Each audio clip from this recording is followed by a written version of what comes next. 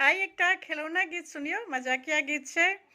भैया के घर में बेटा जन्म लेल, भैया के घर में बेटा जन्म लेल, बधैया मांग एलौं हे लाल, बधैया मांग एलौं हे लाल। सोना खराम चढ़ी भैया एला, सोना खराम चढ़ी भैया एला की मोर बहिनी लैली हो लाल। सोना खराम चढ़ी भैया एला की मोर बहिनी लैली हो लाल। सोना के हम माठा लेलौं, सोना के हम माठा लेलौं, रूपा के हम करा हो लाल, रूपा के हम करा हो लाल। रेशमी कपड़ा के आंगा लेलौं, रेशमी कपड़ा के आंगा लेलौं, जरी लागल टोपी हो लाल,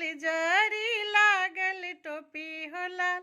50 की बदला 16 के जेती, रेशम साड़ी पहनती हो लाल।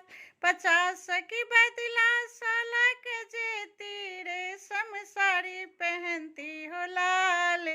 भैया के घर में बेटा जन्म लेल, बधैया मांग एली हो लाल।